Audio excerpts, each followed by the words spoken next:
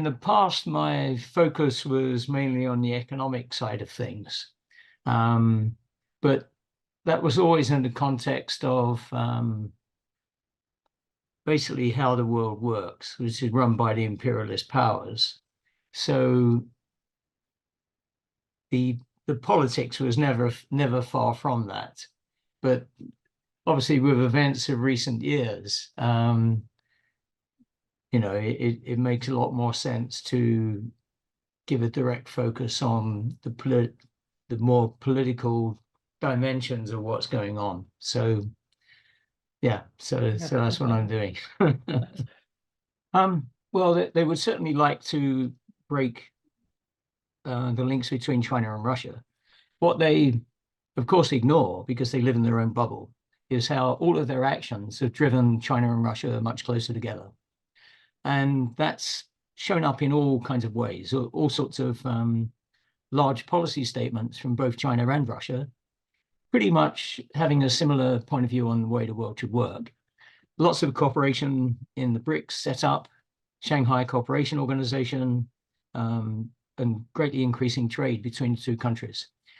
And clearly, China is no idiot, and Russia certainly isn't, to think that the US or the West would leave them alone if they obeyed those orders.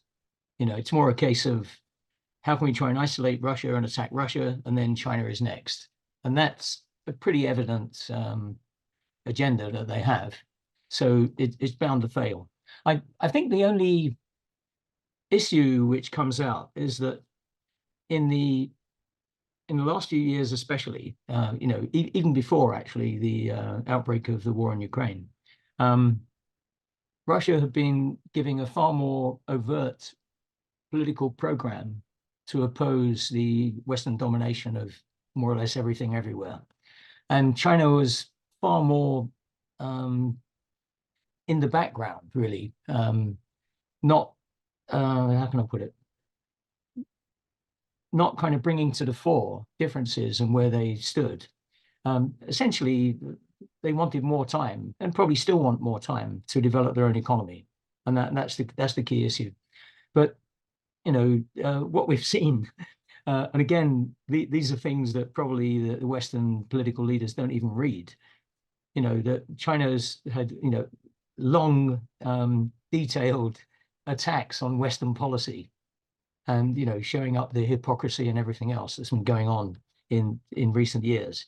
And yeah, what's happened more overtly from China in the past, say, 6 months or so, whereas it had been more obvious with Russia and the statements from Putin and various Russian leaders. But what the Chinese leadership has done is made it pretty clear they're not going to take this crap anymore, basically. And they will directly respond far more abruptly with the US than they had really done a couple of years ago. So I think those things have changed, and the overall picture is one where they're basically organizing an alternative world. That's what it boils down to.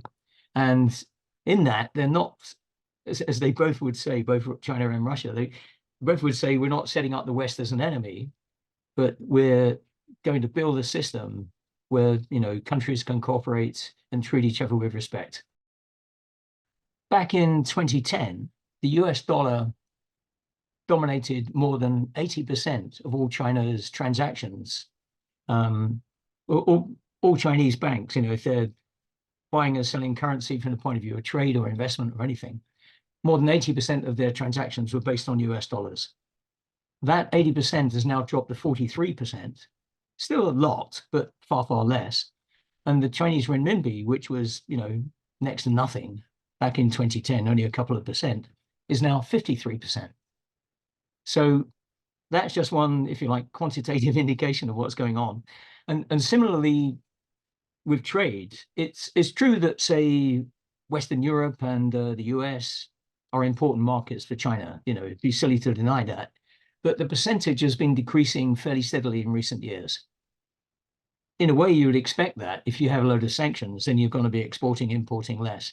But there's been build-up of Chinese trade with Latin America, Africa, Russia, and the rest of Asia, and a diminution of the percentage of trade with the EU, the UK, and the US. And this shifting balance has also had an impact on, say, other countries like, say, Taiwan and Korea, where if you're part of the kind of if you're tied to the US by all the military and sanction deals, then you're going to suffer too. And same with Japan, really. So there's been a shift in direct financing with using local currencies, Chinese renminbi, even the ruble, rather than always using the dollar. And that's quite a difficult thing to do because in Asia, the dollar is very dominant. And even in China, you've got the Hong Kong dollar is pegged to the US dollar. So it's going to be very difficult for them to say, well, we'll get rid of it overnight. But it's going to be a progressive development.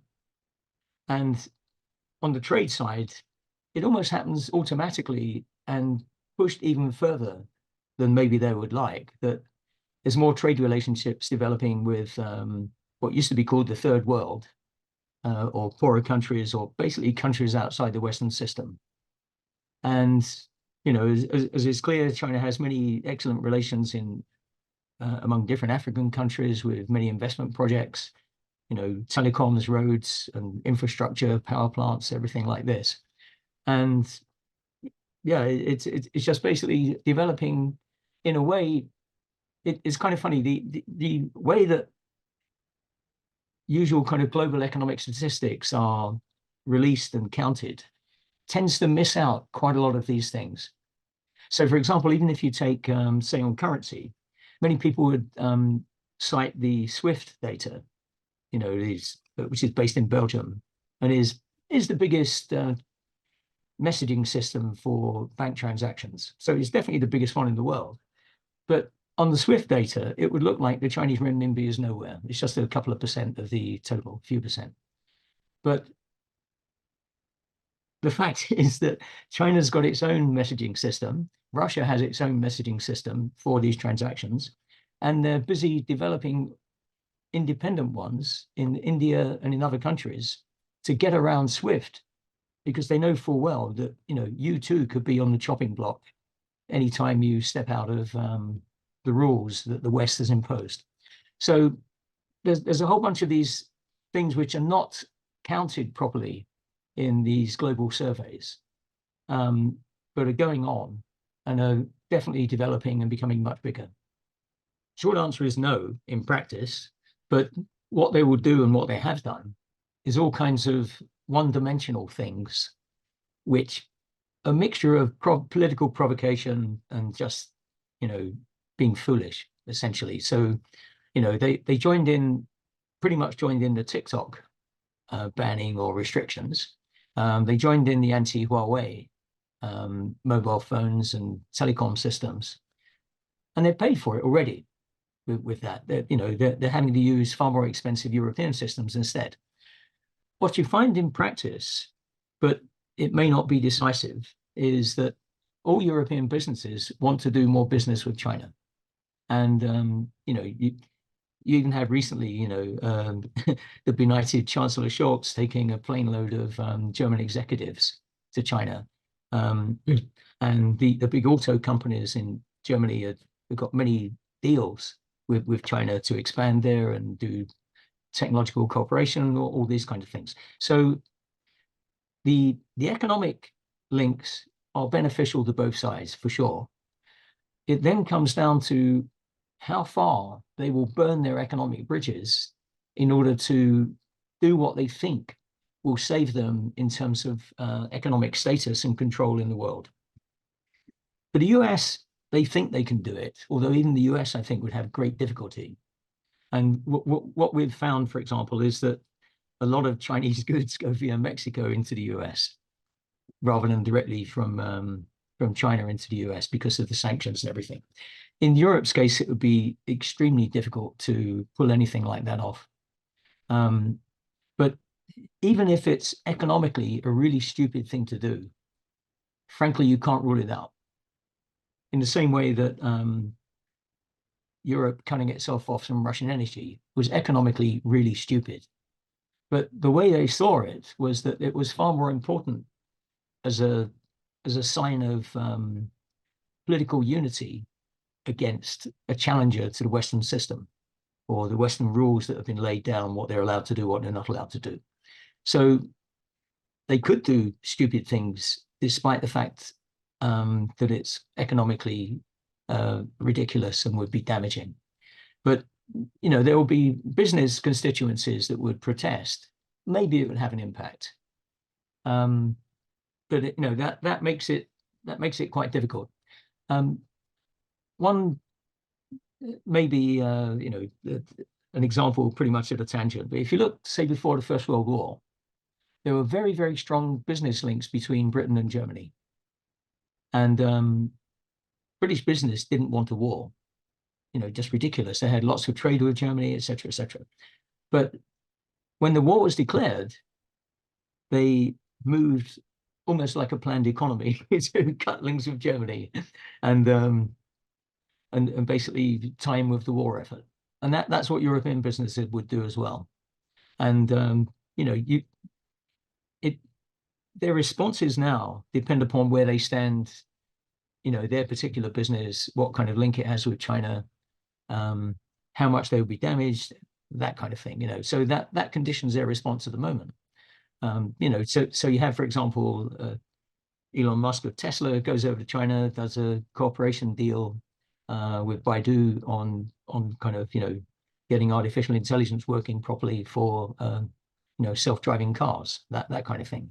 So there's all these things going on, but that doesn't stop an overall move. If suddenly the US Congress comes down and says China is an existential threat to the American way of life or something like this, then I'm sorry, Elon Musk is going to have to shut up, basically, and he will.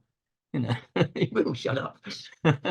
And so as I say, you can't rule out them doing something economically stupid, because what's at stake is the power relationship, and that's really what drives everything, or what puts limits on what the economic relationship. Well, they've been caught between the two giants of the US and China for a number of years.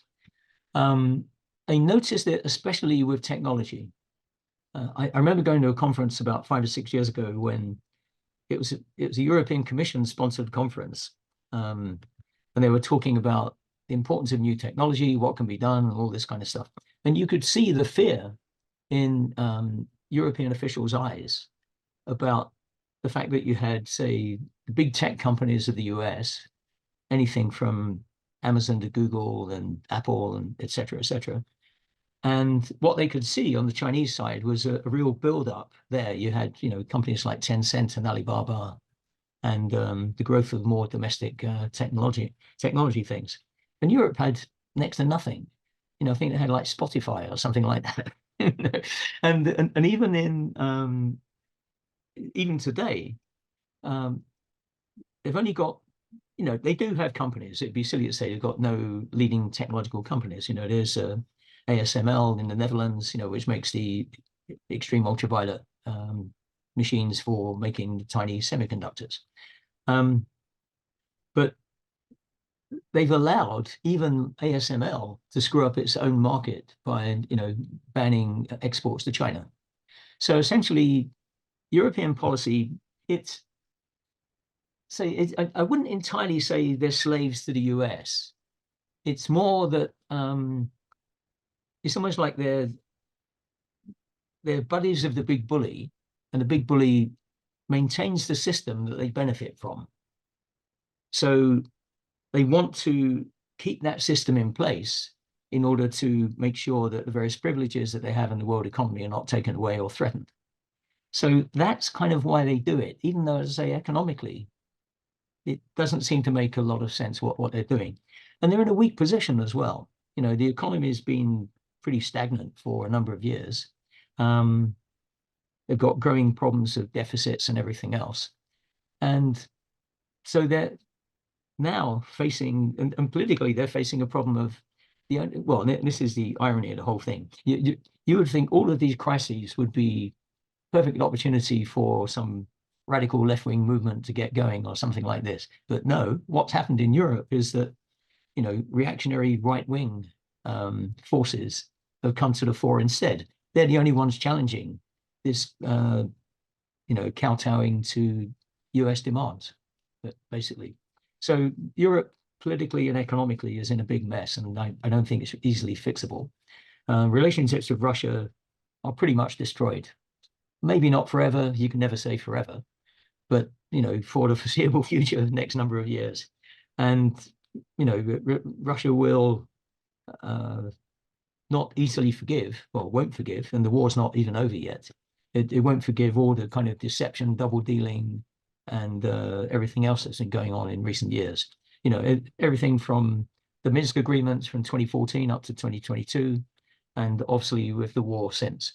So Russia and Europe is pretty much dead. And you can see what a change that is, because I looked about a year ago now, and this is just some data that not many people know, but Russia's foreign exchange reserves, they used to have a big chunk in dollars, say about 15 years ago. Then over time, they reduced the amount of dollars and slightly increased, and it got more in renminbi, Chinese renminbi, and they bought some more gold as well. Not a great deal, but a bit more. And what they did, because they needed the global currency, if you like, so if they couldn't have dollars, they needed something else. And they thought that there was a decent relationship with Europe, with the oil and gas flows, energy pipelines, all this kind of stuff. So what they did was they put a third of their foreign exchange reserves into the euro. And, that looked good to move away from dollars. And the dollars they left at about 10 or 11%. So the biggest chunk of their foreign exchange reserves are in euros. And I think that shocked them. Then when the sanctions came on, after the February invasion in 2022, that, getting on for $300 billion, well, it's about 200 roughly in euros. So about $200 billion plus the rest that was jammed up by the Europeans. So they, as I say, that Europe has burned more or less all the bridges that there are between it and Russia must be seething and really angry with the Europeans. So I can't see that relationship ever really building again, even not that much, even on a pragmatic level of, you need grain, you need fertilizer, you need energy. Well, here you are, pay us the money. Because they're still trying not to pay in rubles, for example, and want to pay in euros or dollars or something like this. And instead, what Russia has done is to greatly expand its markets elsewhere. It had some damage for a while, but not that long. And it expanded oil and gas supply into China and also into India. So a great deal of Russian crude oil is being refined by China and India and then sent to Europe. So these morons are now paying much more for it after it's been transformed from the crude position into that, or they're buying Russian gas not through the pipeline, but they're buying Russian liquefied natural gas at a premium, because of their sanctions and allowing the US to blow up Nord Stream. So yeah, you've got all of these ridiculous things going on, but as I say, it's completely destroyed any Russia-Europe relationship. And instead, in the last couple of years, what's happened is that Russia has definitely moved to having more of a Eurasian point of view, moving over to the West, the Middle East, and Africa as well. So yeah, it's basically the changes we've seen in the last 2 or 3 years have been, an accelerated move, something that ordinarily in the so-called natural cycle would have taken 20, 30 years to develop, but it happened in 2 or 3 years because of all the political pressures from the West on Russia and also on China. And the problem that they have, the West, by which I mean, US, UK, and the key European powers, and Japan's just a hanger-on in all this. The problem that they have is that the resources that both Russia and China have got, all kinds of raw materials, all kinds of technological developments as well. They don't have all the technology they need, but they've got most of it, and they're developing the bits they don't have. So you've got this kind of material base And then on top of that, you've got a clear political outlook, which is very different from the one that they've tried to impose on the rest of the world. So that's why you have something like 30 or 40 countries who are looking to join BRICS now. And that's a system which, it won't be easy to set up any kind of formal link. I mean, the BRICS countries is not a political military bloc. It doesn't pretend to be one. But from the point of view of having a cooperation system outside of Western domination, that's something which, could develop in all kinds of ways. So, so we're basically seeing, well, many people have commented on this, it's hardly an original point, but we're basically seeing an erosion of Western dominance worldwide, essentially.